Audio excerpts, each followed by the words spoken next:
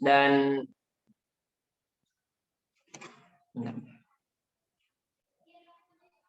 nah mungkin untuk mengawali kita fokusnya ke PKL dulu ya teman-teman. Mungkin terbesit di pikiran teman-teman apa sih itu PKL gitu ya?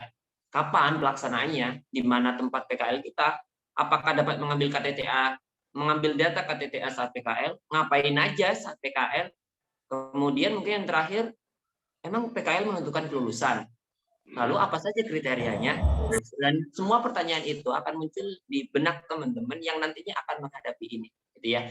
Yang akan menghadapi ini tentunya di tingkat 3. Nah, yang pertama PKL itu ya tentu ya. PKL itu kan praktik kerja lapangan, gitu ya. Praktik kerja lapangan ini intinya bagaimana sih teman-teman mengaplikasikan apa yang teori-teori yang sudah teman-teman dapatkan di kampus, gitu ya, dengan dunia kerja. Jadi teman-teman nanti akan mendapatkan pengalaman yang luar biasa. Jadi nanti teman-teman bisa membandingkan teori-teori yang sudah diajarkan dosen dengan realitas yang terjadi di dunia kerja. Nah, PKL sendiri itu memberikan kesempatan yang besar ya bagi mahasiswa untuk mengetahui bagaimana dunia kerja sebenarnya. Nah, berdasarkan pengalaman-pengalaman tahun sebelumnya, gitu ya, pengalaman tahun sebelumnya itu PKL dilaksanakan selama 8 minggu di kalau apa namanya di pertengahan Februari sampai dengan di awal April. 8 minggu, dan kalau misalnya berkaca di tahun-tahun sebelumnya PKL itu dilaksanakan ada yang full online, ada yang full offline juga gitu ya.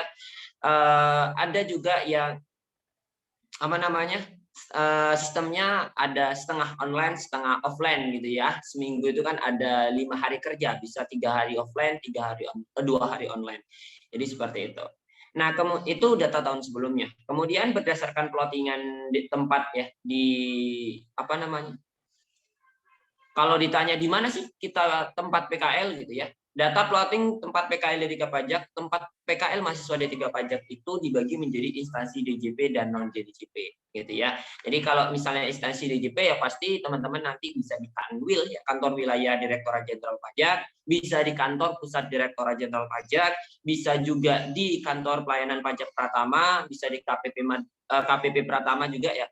Dan kemudian kalau instansi non DJP, kalau kakak lihat dari data plottingan tahun kemarin, itu bisa di instansi pemerintah daerah. Bahkan kemarin ada satu orang yang di kantor pelayanan di Bea Cukai, gitu.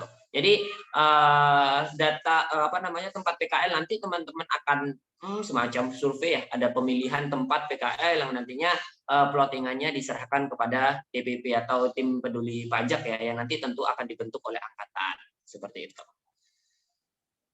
Kemudian ketika ditanya apakah bisa ya mengambil data KTTA saat PKL, itu sebenarnya jawabannya bisa. Selama objek KTTA kita itu sama dengan tempat PKL kita. Gitu ya. Misal ya, setiap KTTA nanti itu pasti memiliki objek tersendiri. Misalnya teman-teman ingin membahas bagaimana realisasi insentif, misalnya insentif pajak di kantor pelayanan pajak Pratama, misalnya Malang misalnya. Nah, nanti ketika teman-teman sudah membuat judul seperti itu, artinya objek KTTA teman-teman ada di KPP Pratama Malang ya.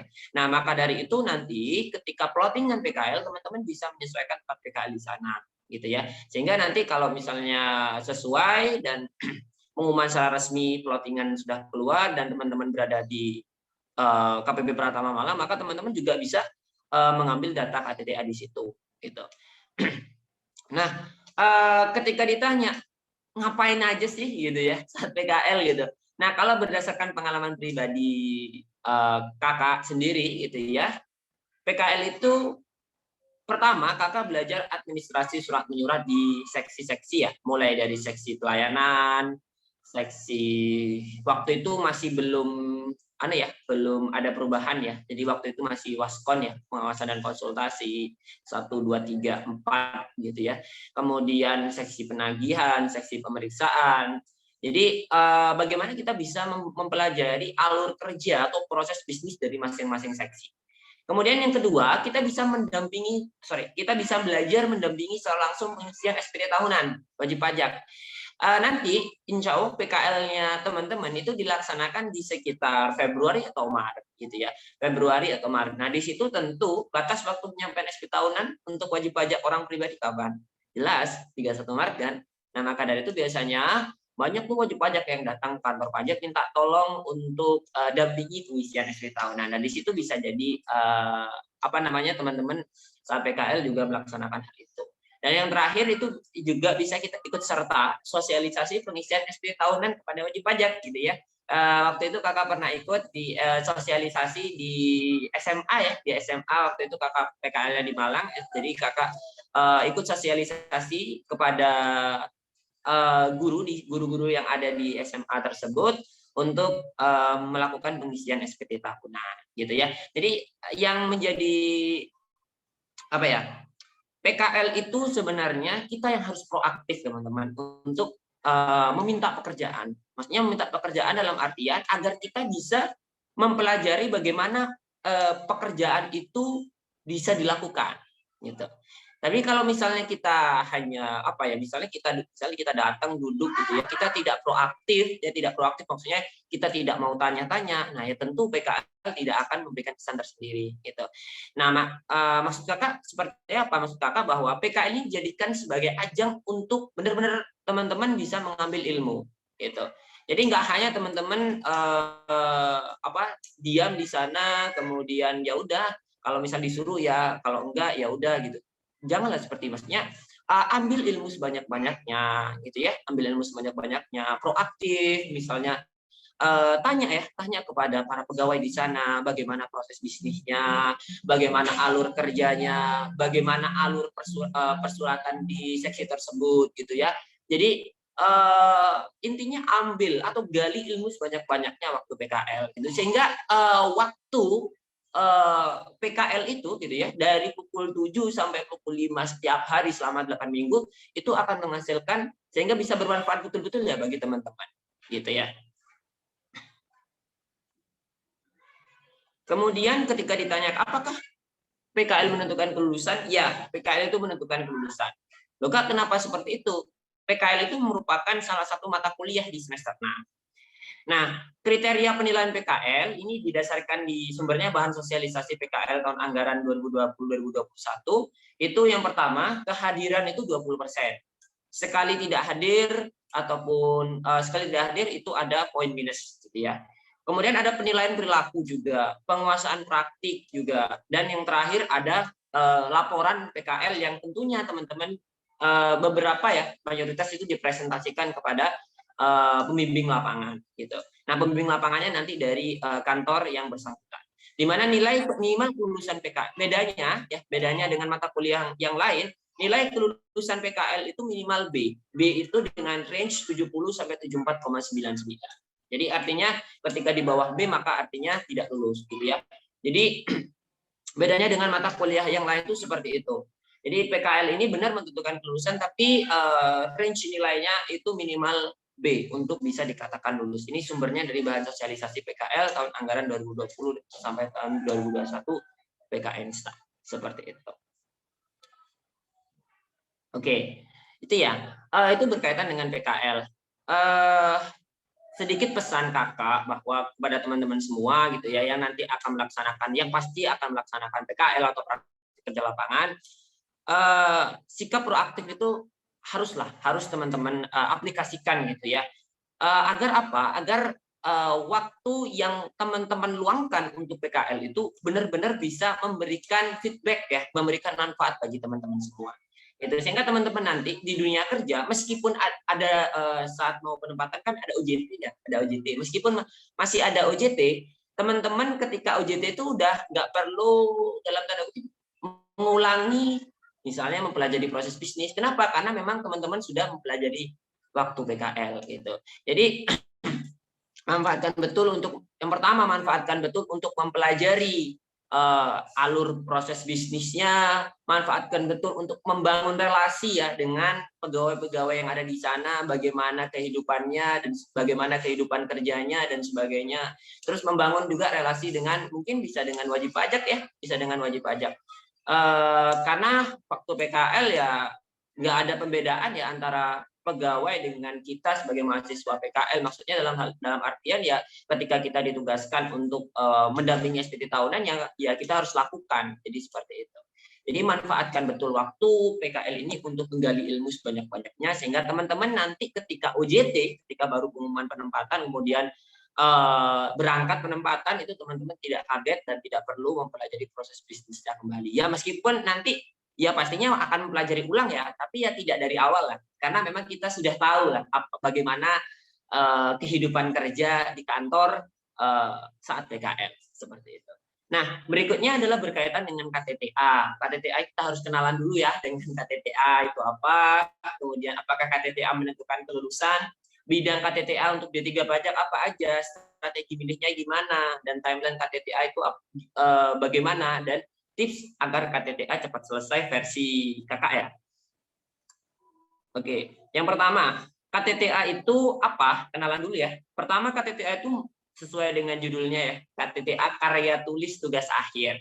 Karya tulis tugas akhir ini merupakan suatu bentuk tulisan yang wajib disusun oleh mahasiswa sebagai mahasiswa tingkat akhir untuk memenuhi persyaratan program diploma. Kita tahu ya, 3 pilar perguruan tinggi apa saja? Pendidikan, pengajaran, penelitian, dan pengabdian masyarakat. Dan salah satunya penelitian kan. Penelitian itu cara untuk memenuhinya adalah dengan karya tulis tugas akhir. Kalau di D4 atau S1 ada skripsi, kalau di S2 ada tesis, kalau di S3 ada disertasi, gitu ya.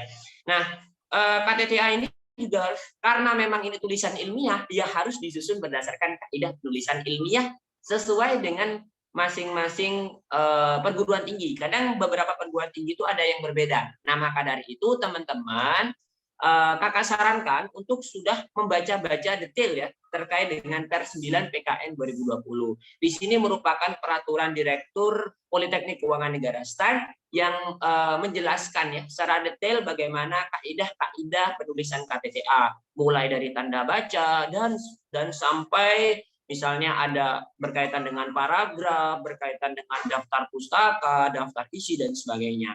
Jadi mungkin teman-teman ada libur seminggu ya, itu teman-teman bisa manfaatkan buat baca-baca dikit ya, baca-baca dikit terkait dengan Per 9 ini untuk mempersiapkan nanti berkaitan dengan penyusunan KTTA. Nah, KTTA menentukan kelulusan, betul. KTTA menentukan kelulusan. Ini sumbernya dari mana? Sumbernya merupakan karena di portal sendiri ya. Portal itu KTTA merupakan mata kuliah MKB atau mata kuliah keahlian berkarya, di mana itu setara dengan 2 SKS. Oh ya, tadi kakak lupa bilang ya, kalau PKL itu setara 3 SKS ya.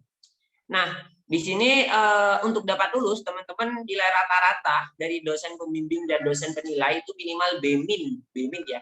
Rata-rata ya, berarti dosbing sama dospen kemudian digabung,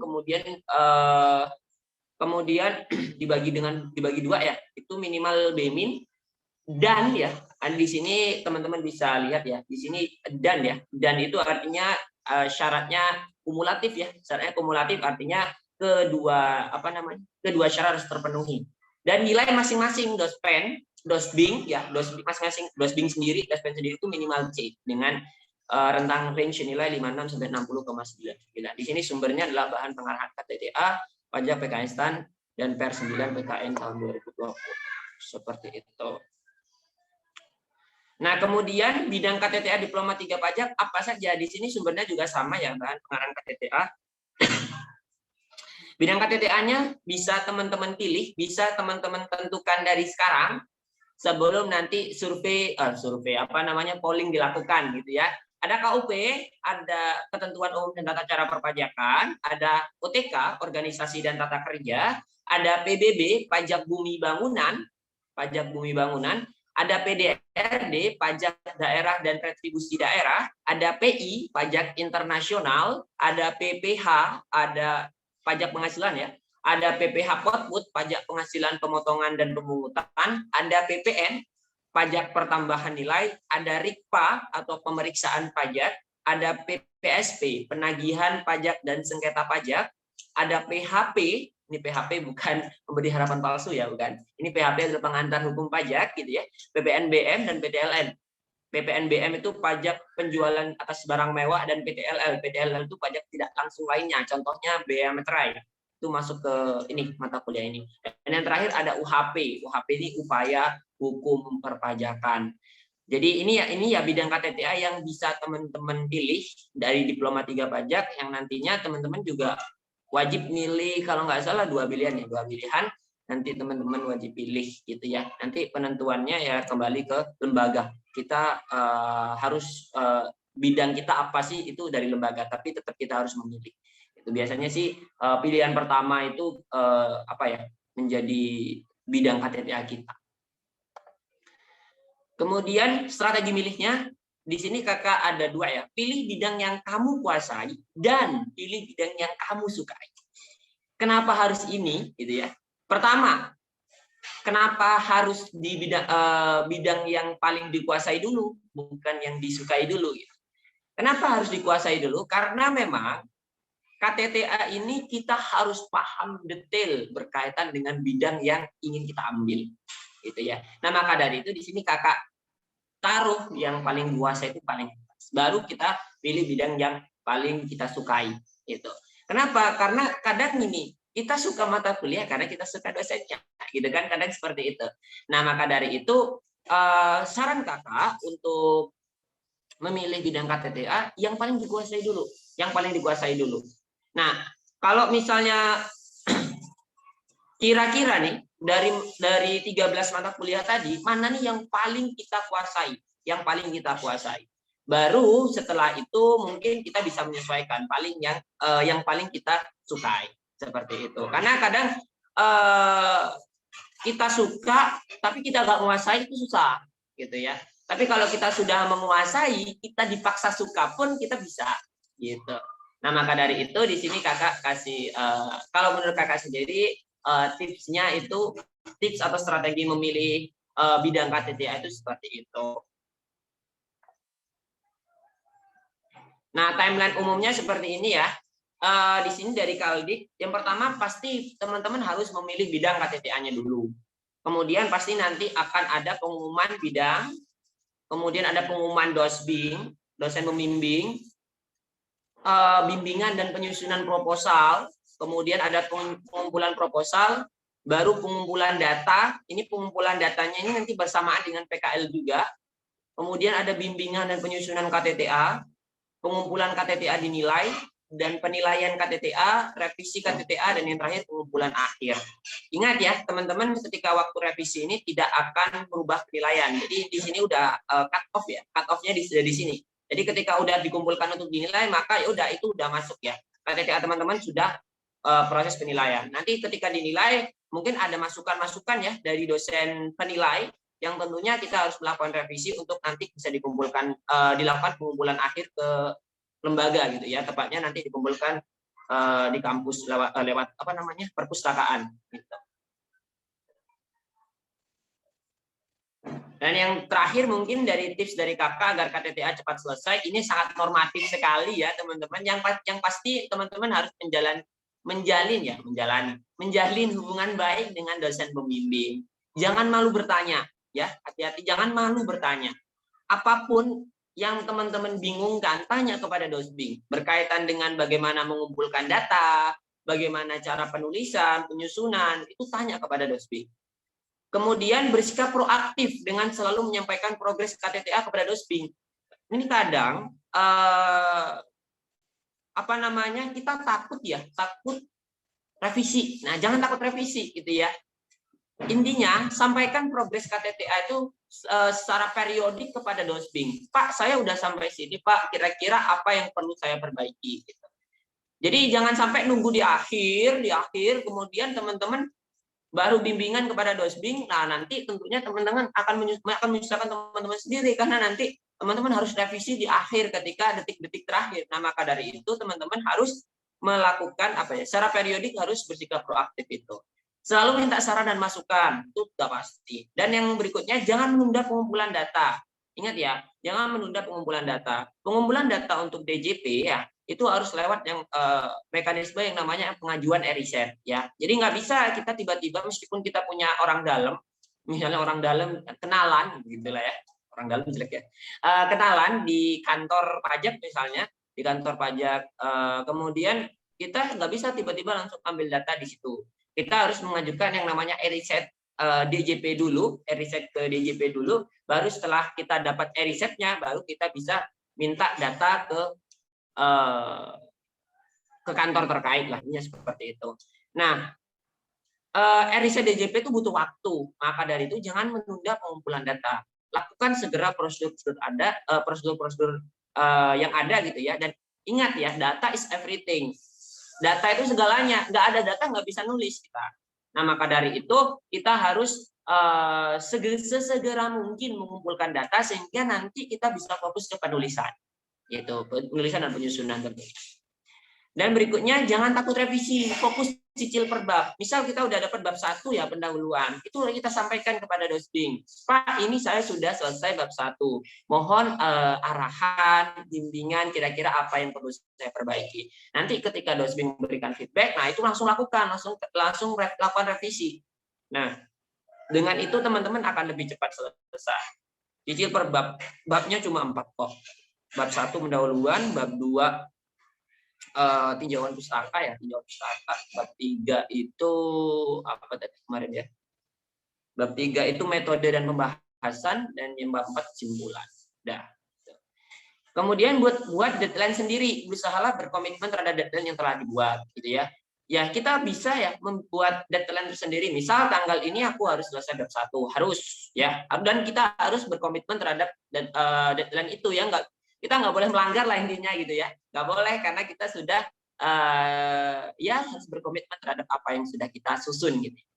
Berikutnya adalah kuasai pedoman penulisan KTTA ya, itu ada di Per 9 PKN 2020. Maka dari itu kakak sarankan buat teman-teman semua untuk bisa membaca dari sekarang, sehingga teman-teman bisa tahu, oh gini loh penulisan KTTA di STAN, oh gini loh cara membuat daftar pustaka, oh gini loh cara membuat daftar isi dan sebagainya.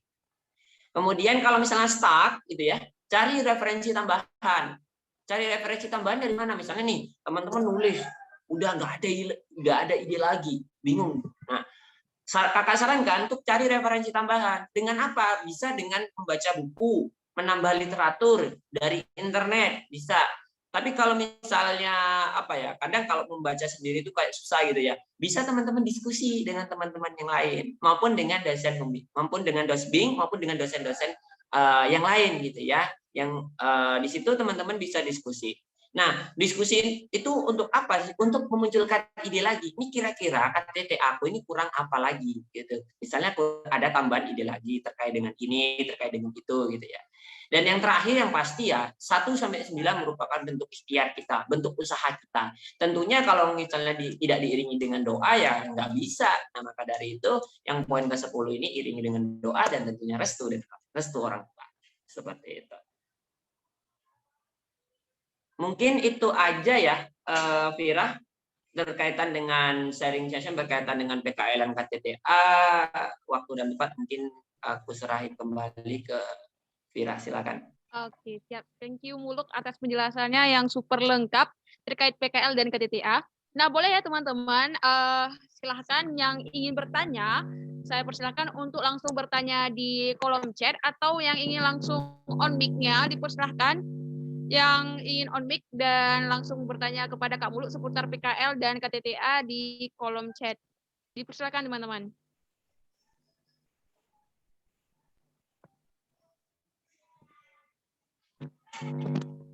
Nah, sebelumnya mungkin oh ya, ini udah ada pertanyaannya nih.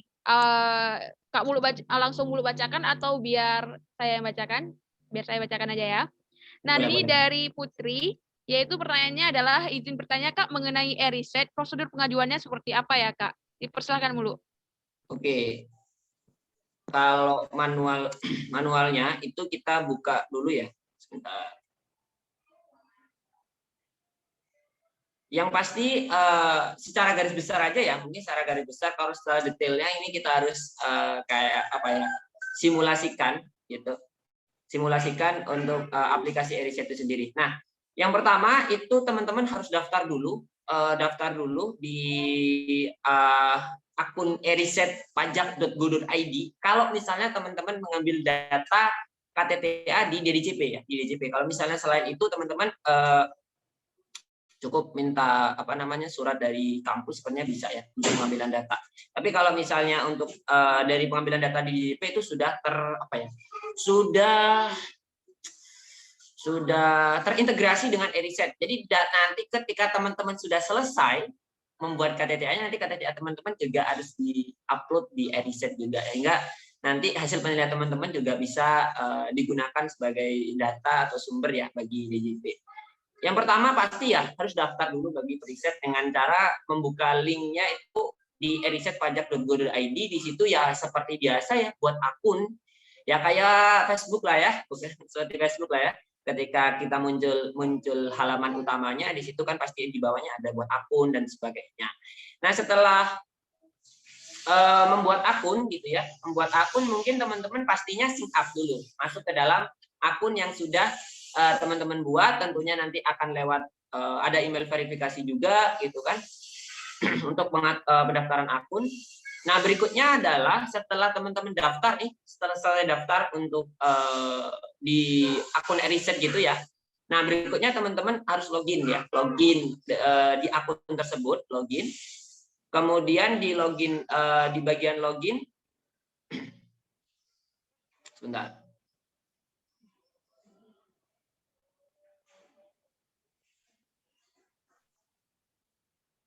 Nah, di bagian login gitu ya, setelah login itu akan muncul menu dashboard gitu ya. Dashboard itu kayak mana ya?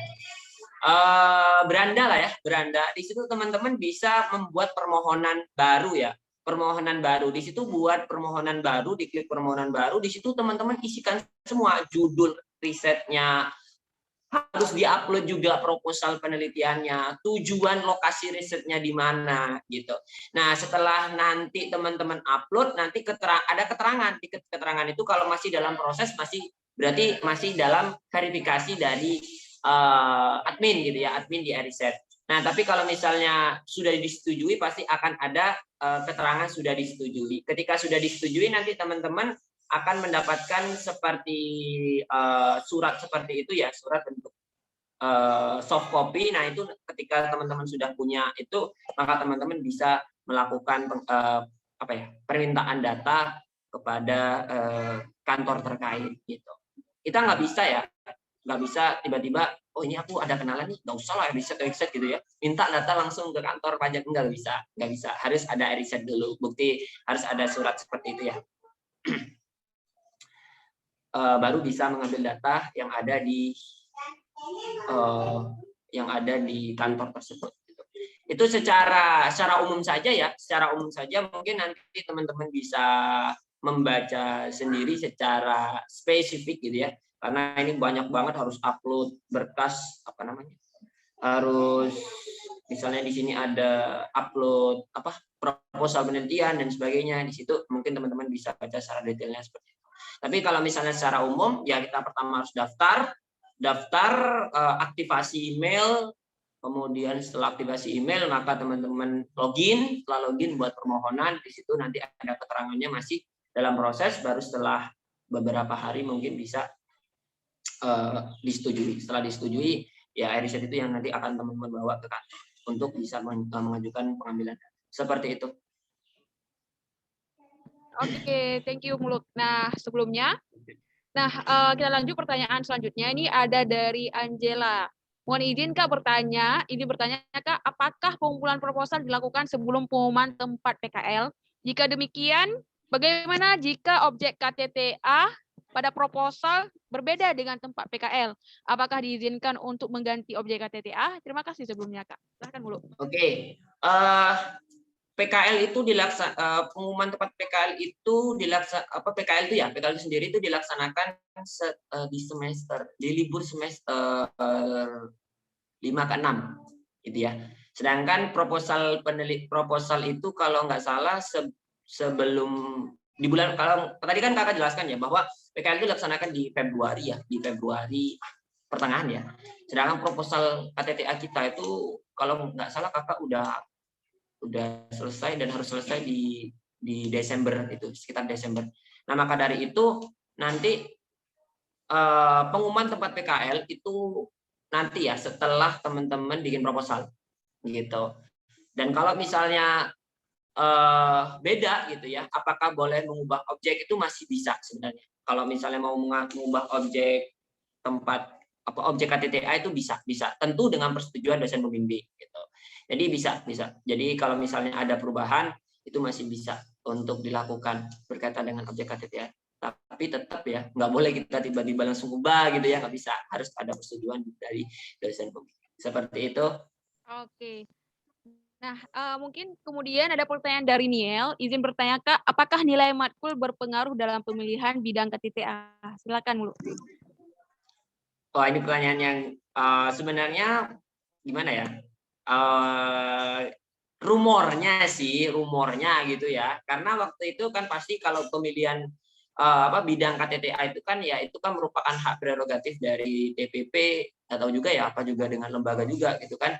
Tapi kalau katanya sih rumornya ya, ketika rumornya berarti belum tentu 100% benar, itu katanya iya berpengaruh juga gitu. Tapi nggak apa-apa ya teman-teman, fokus aja di pilihan satu ya, di pilihan satu kira-kira mana yang teman-teman kuasai, dan kalau misalnya dua-duanya bisa kuasai dan sukai, itu yang nggak masalah, taruh aja di pilihan satu. Di pilihan duanya mungkin yang nomor 2 dikuasai dan yang disukai gitu. Jadi jawabannya rumor itu belum 100% benar gitu ya. Jadi iya, katanya seperti itu, ada pengaruh dalam pemilihan bidang KTTA. Tapi saran kakak tetap, selama itu matkul yang dikuasai dan disukai, tetap aja pilih aja taruh aja di pilihan satu, seperti itu. Baik, terima kasih kepada Kak Muluk. Nah, sebelumnya ini ada 3 pertanyaan lagi terkait KTTA. Nanti akan kita lanjutkan pertanyaan terkait KTTA ini setelah sesi akademik. Nah, sebelumnya Oh gitu. Oke. saya persilahkan kepada Kak Muluk mungkin untuk menjelaskan sekilas tentang sesi akademik di PKN STAN. Silakan, Kak. Oke. Mungkin kita lanjut ke sesi berikutnya ya. Tadi kita sudah bahas bagaimana PKL dan KTTA gitu ya. Kita lanjut ke bagaimana membahas akademik ya.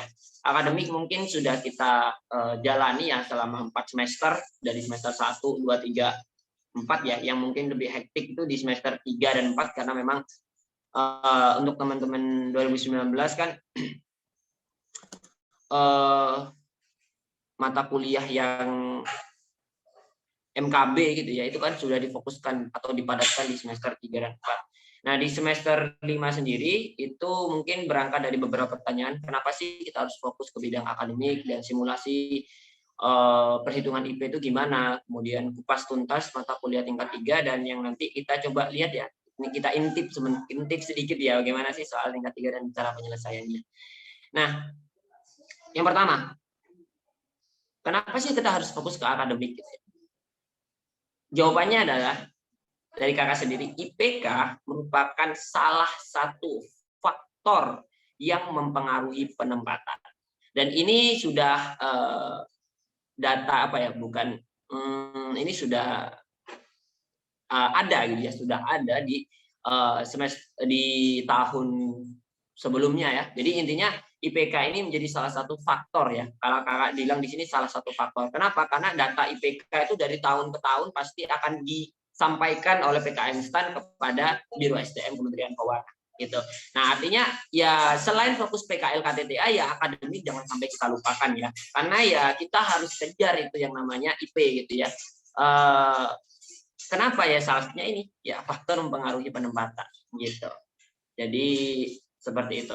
Nah, kemudian mungkin kita lanjut ke simulasi perhitungan IP. Mungkin teman-teman di sini juga sudah tahu ya, sudah tahu.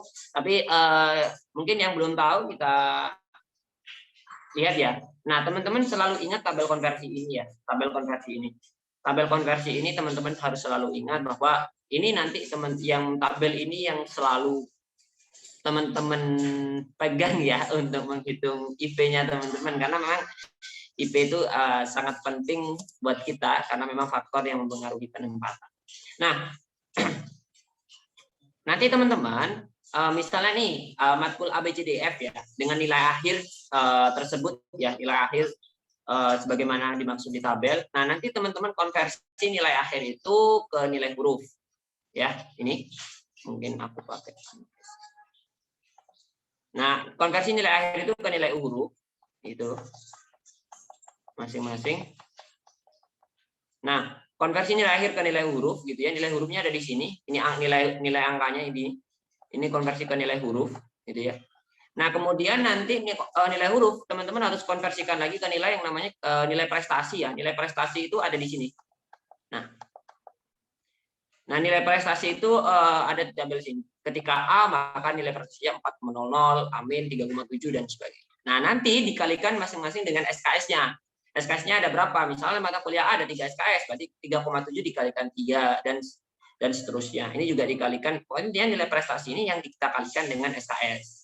Sehingga bisa memperoleh nilainya di sini di total itu 67,2 nanti dibagi dengan total SKS 18. Sehingga nanti IP-nya berubah nilainya adalah 3,73. Sama perhitungan IPK juga seperti itu, bukan berarti IPK itu IP dijumlahin dibagi dengan total semester, enggak, tapi teman-teman mata kuliahnya aja gabungin semua, dikalikan masing-masing SKS nanti dibagi dengan total SKS dari semester 1 sampai semester 6.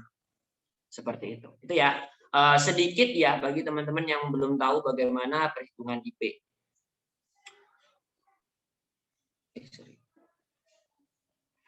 Oke, lanjut ya. Nah, kok hilang ya? Sebentar.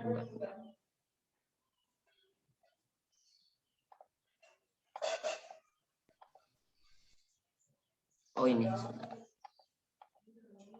Oke, nah berikutnya tadi salah satunya lagi ada apa saja sih mata kuliah yang ada di D3 pajak di tingkat 3 ya.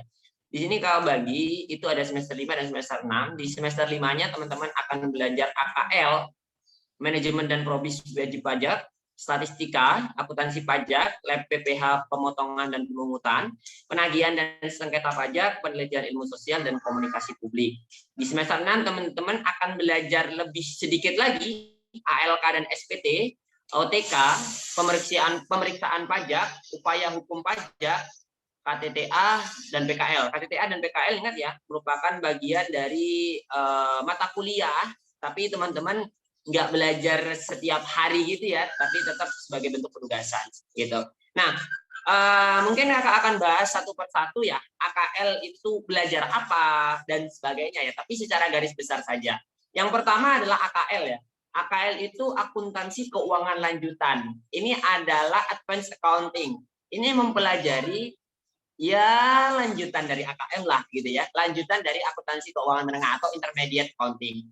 Nah, akuntansi keuangan lanjutan ini secara garis besar nanti akan mempelajari konsolidasi ya, Dik. Untuk materi UTS mungkin masih secara umum saja seperti partnership gitu-gitu ya. Dulu penghakun 2 kayaknya partnership pernah nggak sih?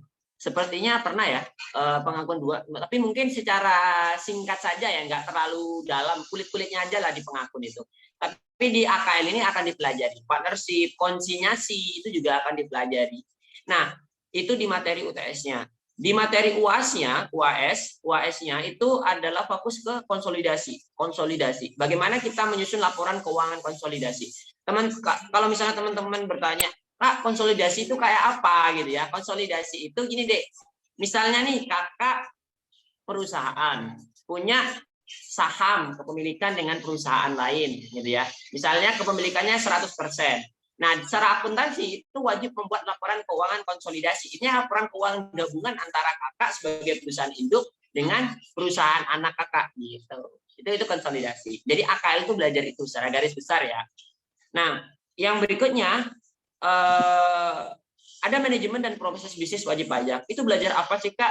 Itu nanti sesuai dengan namanya ya, belajar proses bisnis wajib pajak. Loh, Kak, ngapain kita belajar proses bisnis wajib pajak? Toh nanti kita jadi otoritas pajak, kita jadi DJP, Kak. Kita jadi bagian dari Fiskus gitu lah ya. Nah, proses bisnis wajib pajak ini perlu kita pelajari, penting kita pelajari untuk mencari gambaran bagaimana proses bisnis wajib pajak sehingga bisa digali potensi pajaknya. Misal, ada proses bisnis wajib pajak, misalnya proses bisnis manufaktur, proses bisnis perusahaan, misalnya perusahaan makanan. Awalnya kan dari beli bahan baku dulu, itu ada pajak apa tuh? Ada PPN. Kemudian berikutnya di proses, di pabrik, itu ada pajak apa saja di sana? Ada PPh 21 untuk pegawai, PPh 23 kalau berkaitan dengan jasa dari badan, dan sebagainya. Kemudian ketika dijual ada potensi PPN gitu. Jadi bagaimana kita bisa menganalisis potensi pajak yang ada di dalam proses bisnis wajib pajak. Kemudian ada statistika. Nah, statistika ini mata kuliah yang kalau kakak dulu di semester 2, sekarang di semester 5. Nah, semester statistika itu nanti sampai UTS teman-teman akan belajar rata-rata, median, modus gitu ya. Peluang juga teman-teman akan pelajari. Dan kemudian di materi UAS-nya teman-teman akan belajari secara garis besar aja ya. Kakak nggak secara detail ya. Kalau detail itu sangat banyak. Secara garis besar kalau misalnya statistika di materi UAS teman-teman akan mempelajari pengambilan keputusan dari hipotesis yang ada. Misalnya teman-teman membuat sebuah hipotesis, kemudian ada 2 hipotesis ya tentunya. Nanti teman-teman pengambilan keputusan dengan cara statistik gitu ya. Nanti juga akan belajar itu loh, apa namanya, aplikasi statistika, SPSS itu. Kemudian ada akuntansi pajak. Akuntansi pajak ini mempelajari bagaimana transaksi-transaksi secara yang terjadi secara akuntansi gitu ya. Kalau misalnya ada pajaknya, gimana sih cara jurnalnya? Gitu. Jadi gampangnya akuntansi pajak ini transaksi-transaksi yang secara akuntansi kalau kita jurnal ya udah kita selesai jurnal gitu ya. Nah, kalau misalnya ada pasti kan kalau ada transaksi yang terjadi, itu kan pasti ada pajaknya, ada PPN-nya kek, ada PPh 22-nya kek, PPh 23-nya. Nah, tentunya bagaimana cara kita mencatat PPh 22, bagaimana cara kita mencatat PPh 23, 24, 25, 26, PPN, keluaran, PPN masukan dan sebagainya. Secara garis besar seperti itu. Kemudian ada lab PPh output. Lab PPh output ini sama kayak PPh output, cuman labnya berarti ngisi SPT gitu. Jadi dari transaksi yang ada kita nggak hanya disuruh menentukan berapa pajak terutang, siapa memotong, siapa mengut, siapa pihak yang dipotong, siapa pihak yang dipungut, tarifnya berapa, nggak hanya itu aja, tapi kita juga disuruh mengisi SPT. Tapi ini kakak kurang tahu ya teman, karena memang sekarang kan sudah ada unifikasi SPT massa ya, berarti SPT massa udah nggak pisah-pisah, udah jadiin satu ya, jadi lebih sederhana. Jadi PPh 22, 23, 26, 4 ayat 2 dari 15 jadiin 1. 21 tetap bisa. Karena memang 21 kan hitungannya rumit kan. Ini tetap bisa. Ini tapi kakak kurang tahu nanti gimana FPS-nya teman-teman, nanti dicek aja ya. Tapi kalau misalnya unifikasi nanti teman-teman harus belajar peraturan baru. Tapi kalau misalnya nggak ada ya teman-teman masih menggunakan aturan yang lama. Kemudian ada penagihan dan sengketa pajak. Penagihan dan sengketa pajak ini teman-teman sudah belajar KUP, teman-teman sudah belajar BPH. Nah, gitu ya. Nah, di KUP kan pasti ada yang namanya SKP, betul nggak? SKP, STP, gitu-gitu kan. Nah, ketika STP dan SKP nggak dibayar, harus ditagih dong pajaknya. Nah, itu yang akan teman-teman pelajari di situ. Penagihan dan sengketa pajak. Bagaimana ketika dasar penagihan itu? Oke, tinggal 10 menit ya? Oke, siap. Bagaimana dasar penagihan itu kita tagih sampai nanti ketika muncul sengketa pajak yang ada di sengketa pajak untuk ada di pengadilan gitu ya. Ini teman-teman cukup pelajari Undang-Undang 19 tahun 2000 aja. Undang-Undang 19 tahun 2000 tentang penagihan pajak dengan surat paksa. Kemudian ada penelitian ilmu sosial. Penelitian ilmu sosial sesuai dengan namanya ya kita diajarkan bagaimana cara peneliti, bagaimana cara menyusun penelitian secara ilmiah. Jadi secara garis besar seperti itu. Dan terakhir komunikasi publik, bagaimana cara kita berinteraksi dengan audiens.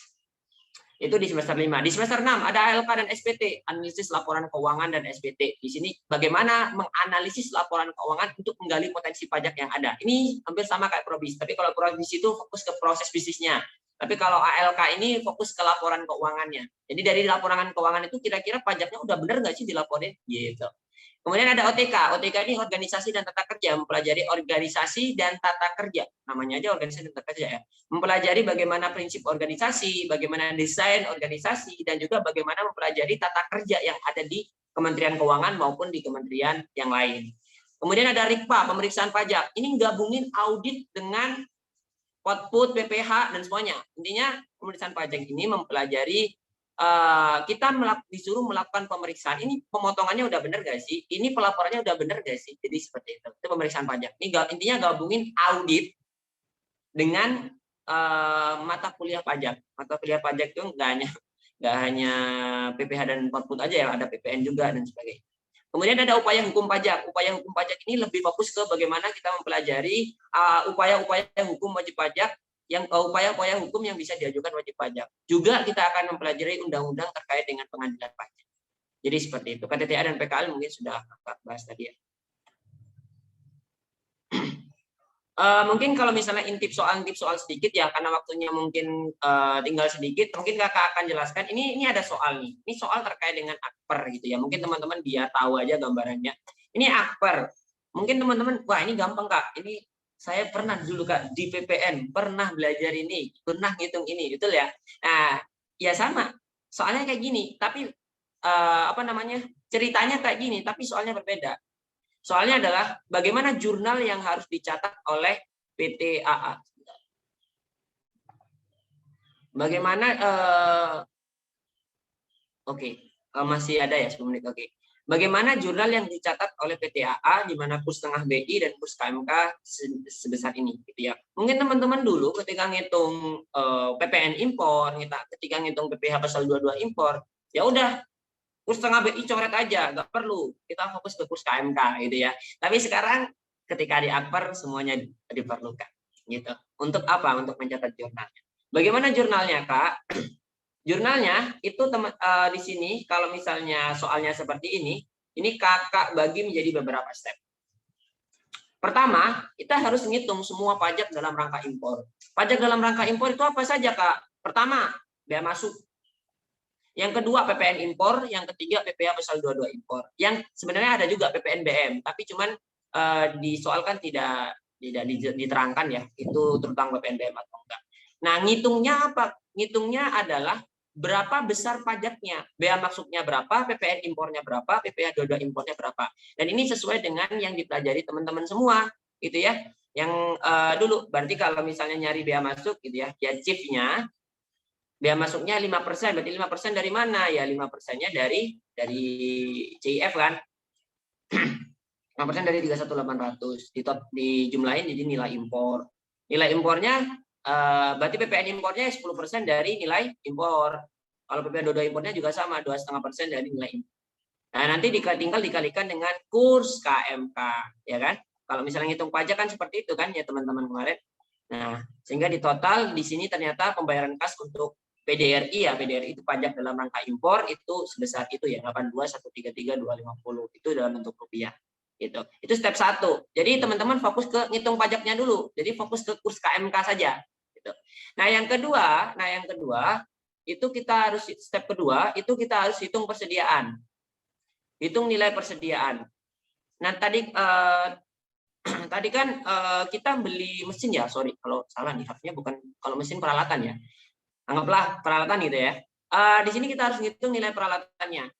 Cara ngitungnya gimana, Kak? Cara ngitungnya adalah ya chief ditambah bea masuk. Itu adalah nilai dari peralatan itu sendiri. Nah, chief-nya adalah 31.800 US dollar, bea masuknya 5% dari chief. Berarti 1.590. Nah, di sini kurs yang digunakan beda. Kalau chief itu menggunakan kurs tengah BI. Ingat, pencatatan akuntansi kita menggunakan kurs tengah BI gitu. Sedangkan kalau pajak-pajak pakai kurs KMK gitu. Sehingga di sini bea masuknya juga kita pakai kurs KMK. KMK-nya kan 14.250 tadi. Ya tinggal dikalikan aja dengan US dollarnya sehingga ketemu rupiahnya sebesar ini. Sehingga nilai persediaannya adalah sebesar 467.857.500. Jangan sampai teman-teman kita dijumlahin dulu di sini dikalikan 14.000 misalnya, nggak bisa. Teman-teman harus masing-masing chief itu pakai kurs tengah BI, sedangkan bea masuknya menggunakan kurs KMK.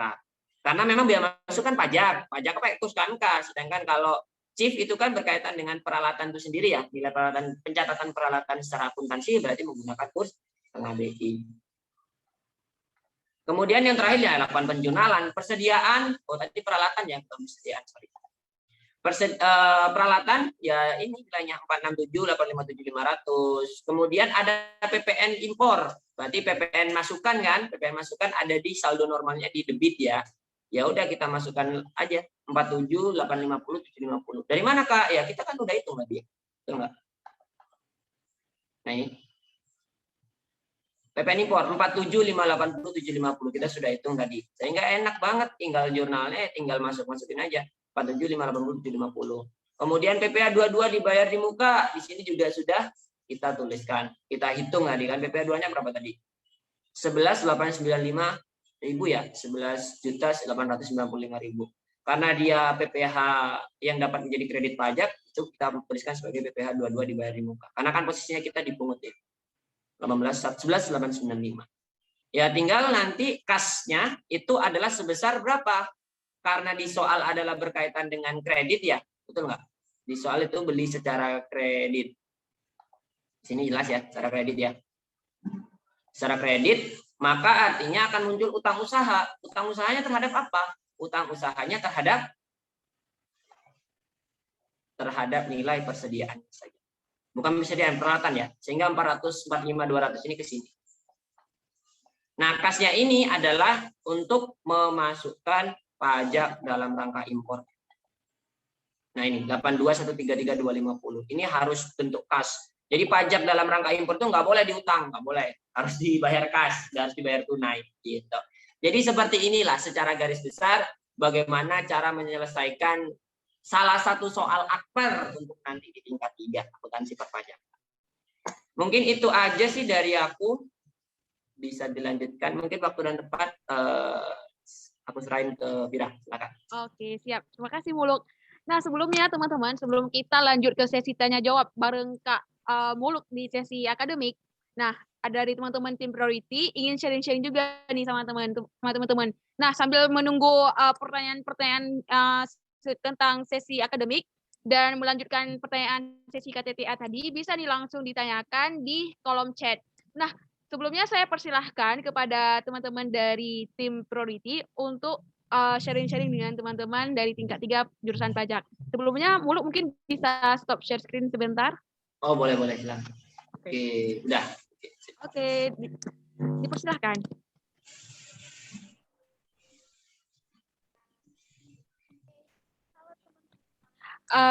Mungkin Kak Ana, ini suaranya kurang kedengeran, Kak. Masih kurang kedengeran, Kak. Nah, ya ini baru kedengeran. Oke. Halo teman-teman semua, salam kenal. Aku salah satu tim Priority nih. Gimana nih sharing-sharing bareng Kak Muluk tadi? Banyak banget gak sih hal-hal yang bisa kita dapat dari sharing-sharing kakak tadi? Nah, jadi dari apa yang disampaikan Kak Muluk tadi nih, kita bisa lihat nih teman-teman, at least kita tuh bakalan berhadapan sama 3 hal yang penting nih di akademik. Yang pertama, dari mata kuliah kita sendiri, yang kedua dari PKL, dan ketiga dari KTTA kita. Nah, mungkin ada nih dari beberapa teman-teman yang udah ngebayangin kalau tingkat 3 itu nggak mudah. Nah, dari cerita Kak Muluk tadi aja kita tuh udah bisa ngebayangin nggak sih teman-teman kalau ternyata wah tingkat 3 itu ternyata susah itu. Dimana kalau tingkat 1-2 nih kita hanya fokus ke mata kuliah doang. Nah, sedangkan di tingkat 3 kita harus fokus ke PKL, fokus ke KTTA juga nih. Nah, oke, nah mungkin pertama dari segi mata kuliah nih teman-teman. Ada mata kuliah baru, terus ada matkul-matkul yang lebih padat nih dari yang udah kita pelajarin sebelumnya. Nah, yang mana bagi beberapa cutting tuh matkul-matkul ini lebih kompleks. Nah, belum lagi kita kedatangan yang namanya PKL dan KTTA. Yang mana hal itu pasti akan mengambil waktu teman-teman banget kan. Nah, jadi dari ketiga hal itu, untuk membagi waktu pasti cukup sulit ya teman-teman. Nah, belum lagi ditambah dengan adanya kemungkinan ujian offline yang baru-baru ini baru hot-hot dibicarain nih di tingkat 3. Nah, jadi teman-teman benar-benar nggak boleh main-main nih dalam mengatur waktunya, terutama di tingkat 3 kita ini. Nah, coba deh teman-teman bayangin gimana perkuliahan teman-teman. Coba bayangin deh teman-teman gimana perkuliahan teman-teman nanti. Gak usah jauh-jauh, cukup perkuliahan tingkat 3 yang dibarengi sama matkul-matkul baru, PKL, dan juga KTTA.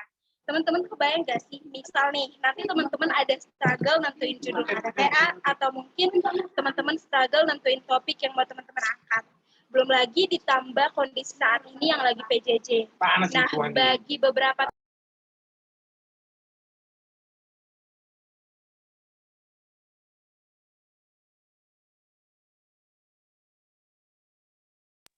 Oke, maaf ya teman-teman, lagi agak kondusif soalnya lagi di luar.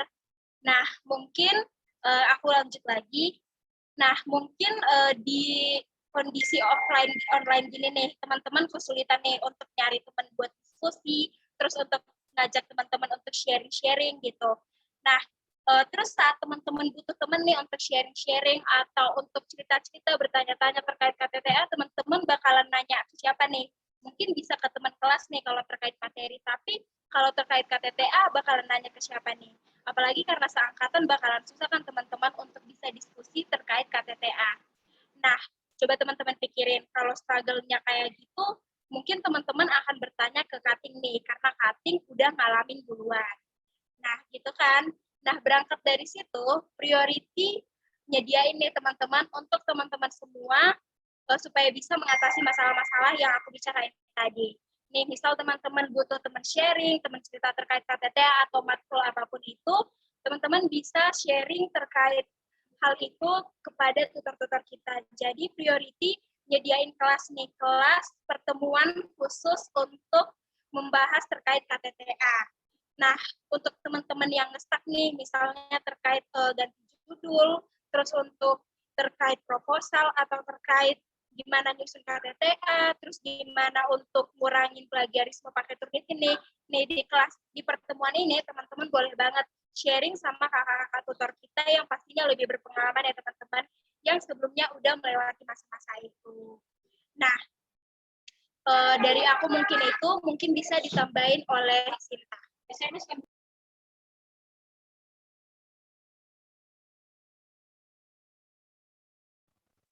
Oke, jadi tadi udah disampaikan beberapa sama Adminana terkait nanti di priority kita bakal bantu teman-teman nih untuk bisa melewati hal-hal yang mungkin struggle-struggle yang mungkin dialami nanti ketika kita nyusun KTTA ataupun di bidang akademik lainnya.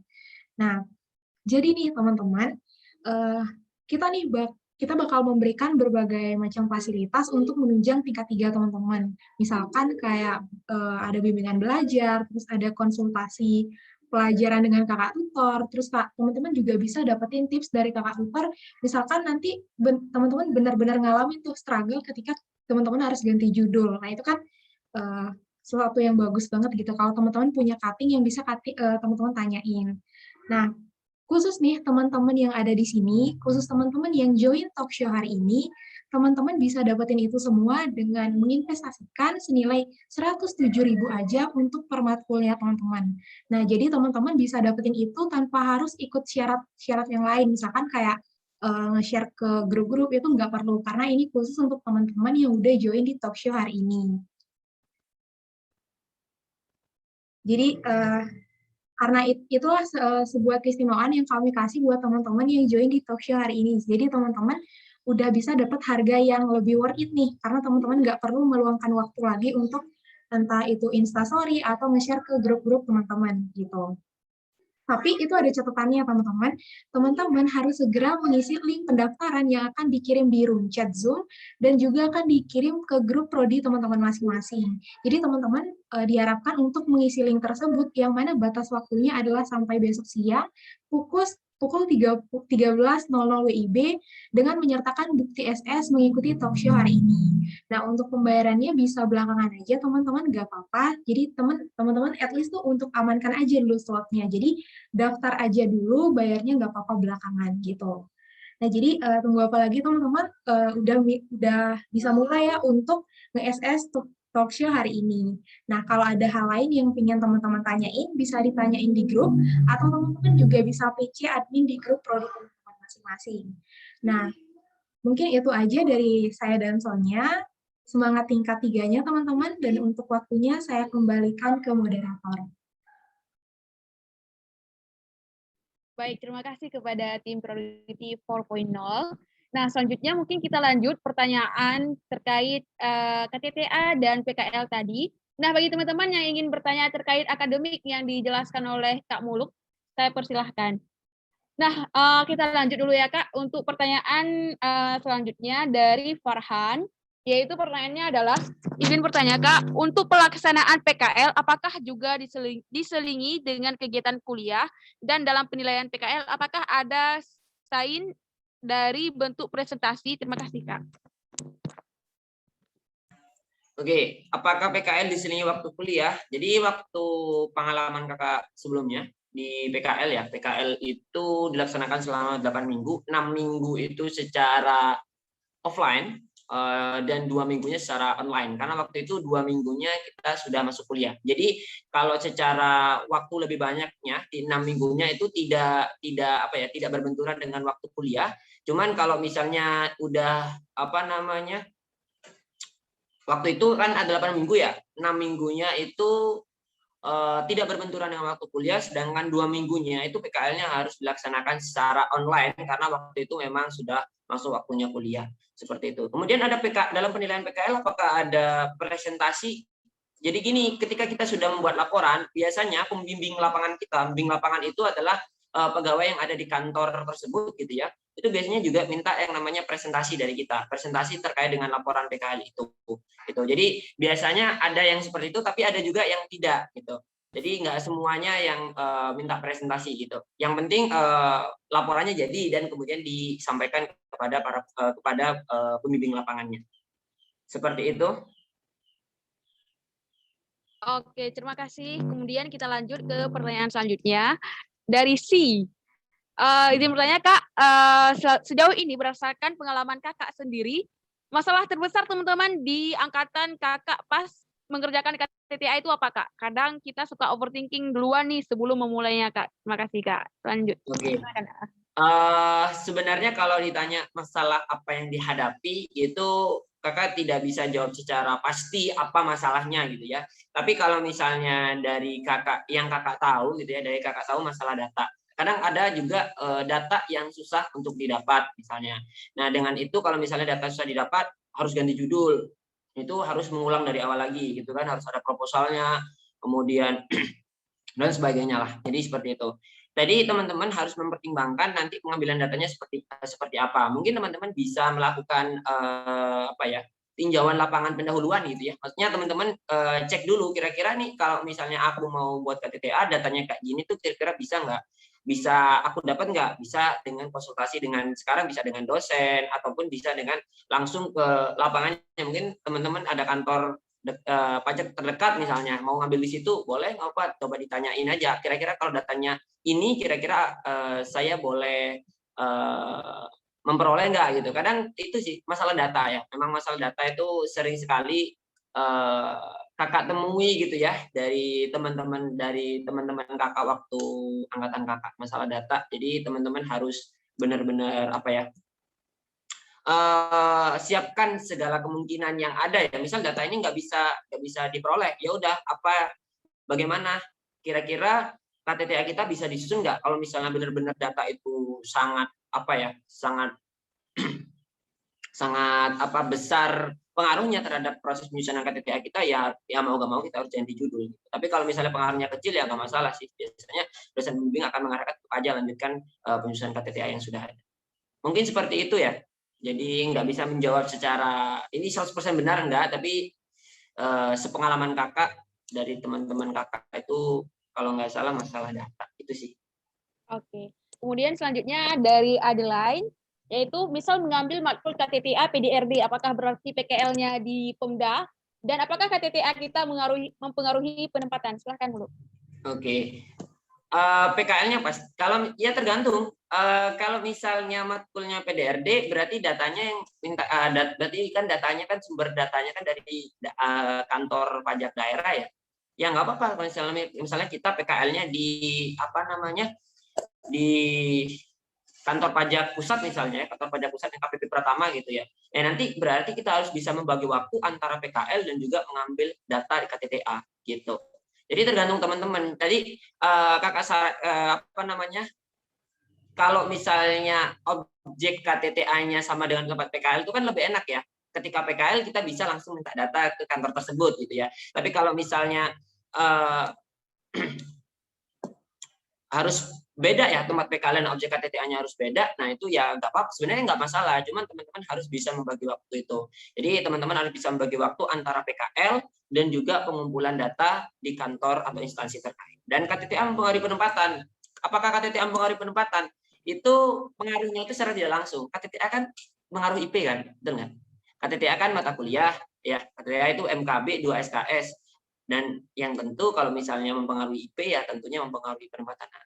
Tapi bukan berarti kita misalnya PKL di Pemda ambil KTTA PDRD kita langsung otomatis penempatan Pemda, enggak seperti itu. Jadi pengaruhnya ya faktor utama dari penempatan salah satunya adalah IP ya, bukan langsung ini objek KTTA-nya langsung langsung aja masukin ke situ, enggak seperti itu. Cuman KTTA kan mata kuliah yang berpengaruh terhadap IP dan tentunya IP berpengaruh dan merupakan salah satu faktor yang mempengaruhi penempatan seperti itu.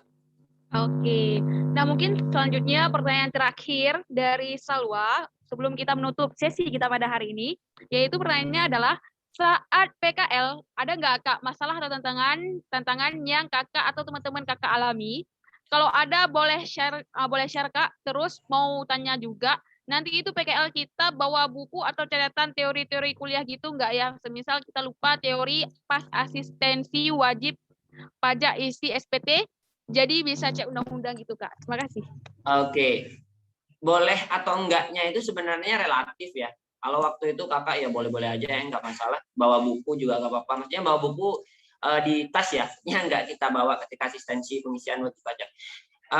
Asistensi pengisian SPT tahunan wajib pajak. Nah, nanti gini teman-teman, nanti ya tiba-tiba kita dilepas gitu ya. Pasti ada pegawai yang membimbing kita. Jadi ketika kita melakukan asistensi pendampingan pengisian SPT, nanti akan ada pegawai yang mendampingi kita untuk mengarahkan. Misalnya wajib pajaknya mau ngisi di bagian penghasilan, nanti kita disuruh diarahkan oleh pegawai tersebut, oh di sini Dek untuk pengisian bagian penghasilan dan sebagainya, gitu ya. Jadi kalau bawa buku itu nggak masalah, bawa buku kantor nggak masalah. Cuman kalau misalnya waktu asistensi waktu itu kakak nggak pernah sambil buka buku itu nggak pernah. Cuman kalau misalnya mau baca buku sekalian di komputer misalnya juga nggak apa-apa sih, di e-book juga nggak masalah. Jadi nggak ada larangan terkait dengan itu. Kemudian tantangan dan masalah ya, masalah tantangan yang kakak atau teman-teman alami saat PKL.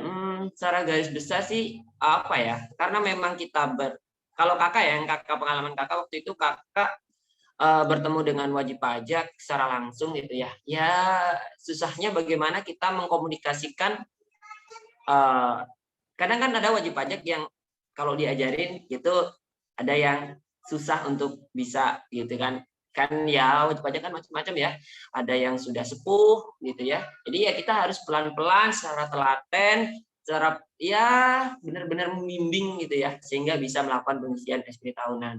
Kemudian ada juga wajib pajak yang temperamental juga, itu bisa gitu ya, karena waktu itu kakak pernah ya begitulah ya, karena memang sistem di DJP kan ada misalnya masalah sistem antrian yang kecewa gitu, sehingga ya begitulah kehidupan di kantor gitu. Jadi ada yang marah-marah, itu suatu hal yang biasa gitu. Kalau jadi masalahnya sih enggak, secara garis besar enggak ada ya, cuman ya bagaimana kita bisa telaten ya. Telaten itu bisa pelan-pelan, bisa sabar mengajarkan wajib pajak untuk bisa melakukan pengisian SPT tahunan. Kemudian juga kita harus sabar ya menghadapi wajib pajak misalnya kalau misalnya ada wajib pajak yang temperamental itu ya nggak boleh sama sekali kita balik marah, nggak boleh ya, kita harus sabar karena mereka ya kita sebagai pelayan publik ya, kembali lagi bahwa kita itu nanti jadi ASN sebagai pelayan publik, jadi kita ya bagaimana memaksimalkan pelayanan yang ada sehingga masyarakat bisa terlayani dengan baik. Itu aja sih, kalau masalah-masalah yang lain nggak. Oke, terima kasih kepada Muluk yang telah menjelaskan penjelasan dari pertanyaan teman-teman yang dengan luar biasa. Nah, mungkin jika berkenan Kak Muluk untuk menyampaikan closing statement-nya kepada teman-teman calon tingkat 3 di PNS pada sore hari ini, silakan. Oke, mungkin closing statement ya. Ini ada, ya ini tidak ada seorang pun yang bisa kembali ke masa lalu dan memulai awal yang baru lagi. Tapi semua orang bisa memulai hari ini dan membuat akhir yang baru. Jadi yang sudah lupakan aja. Mungkin teman-teman yang semester 3, semester 4-nya kurang maksimal gitu. Ya udah, itu lupakan aja gitu. Tapi tapaki hari ini dengan awal yang baru, kemudian sehingga teman-teman bisa membuat akhir yang baru. Ini ada kata-kata dari Maria Robinson. Jadi misalnya teman-teman kurang maksimal di semester-semester sebelumnya gitu. Ya udah, nggak apa-apa, disesali nggak akan mengubah. nggak akan mengubah apa namanya yang sudah gitu ya. Ya, yang bisa teman-teman lakukan adalah ya mulai hari ini, dan kemudian teman-teman harus mulai hari ini dengan semangat, mulai hari ini dengan optimis, sehingga teman-teman bisa membuat akhir yang baru. Akhir yang baru tentunya ya yang sesuai dengan harapan teman-teman semua. Itu aja sih kalau misalnya closing statement dari kakak. Mungkin semangat belajar ya, semangat belajar. Ya, tingkat 3 berat. Tapi ketika kita sudah menjalaninya, kemudian kita udah nyaman gitu ya, semuanya nggak akan terasa berat. Ya, waktu berjalan cukup cepat. Jadi manfaatkan setiap hari dengan menggali apa-apa atau mempersiapkan apa-apa yang perlu dipersiapkan untuk menapak jalan kehidupan berikutnya. Itu aja sih dari aku. Oke, terima kasih banyak kepada Kak Muluk yang telah memberikan closing statement-nya yang luar biasa. Semoga teman-teman di sini jadi termotivasi ya. Nah, sebelum kita mengakhiri sesi hari ini, seperti biasa, kita foto bersama terlebih dahulu. Nah, saya persilahkan, mungkin sebelumnya Muluk bisa stop share screen-nya. Nah, oke teman-teman, dipersilakan untuk on cam karena kita mau foto bersama dulu nih. Sebelum kita akhiri sesi kita pada hari ini. Ayo teman-teman semuanya kita on cam dulu ya. Ayo. Biar kita langsung selesaikan, kita closing. Ayo teman-teman. Dipersilakan untuk on cam ya. Nah, mantap. Oke, ayo. Ayo kita on cam. Nah, gimana dari tim operator sudah ready untuk SSSS-nya? Oke, mungkin saya hitung 10 detik lagi ya. Teman-teman ayo bisa on cam, kan kapan-kapan nih kita bisa fotoan dalam satu frame sama Kak Muluk gitu kan. Kan Kak Muluk tuh terkenal tuh di kalangan adik kelas kan. Jadi kapan lagi gitu. Iya, benar. Ayo. Kita foto bersama dulu sebelum kita mengakhiri sesi pada hari ini. Oke, bisa langsung ya? Ya, hitungan mundur dari saya 3, 2, 1. Oke, sekali lagi. 3, 2, 1. Oke, untuk slide 2 dipersilakan. 3, 2, 1. Sekali lagi. 3, 2, 1. Oke, terima kasih. Oke, sekali lagi mungkin saya ucapkan terima kasih kepada Kak Muluk yang sudah berbagi ilmunya serta meluangkan waktunya untuk kita semuanya. Dan juga terima kasih kepada teman-teman semuanya yang sudah menyimak dengan antusias diskusi kita pada hari ini, serta kepada teman-teman dari tim Priority 4.0 yang telah bersusah payah untuk menyukseskan acara ini dengan luar biasa. Berikan aplaus untuk kita semuanya. Nah, baik, saya selaku moderator pada hari ini mengundurkan diri. Mohon maaf apabila terdapat kesalahan dalam memandu diskusi. Assalamualaikum warahmatullahi wabarakatuh. Waalaikumsalam warahmatullahi wabarakatuh. Semangat semuanya.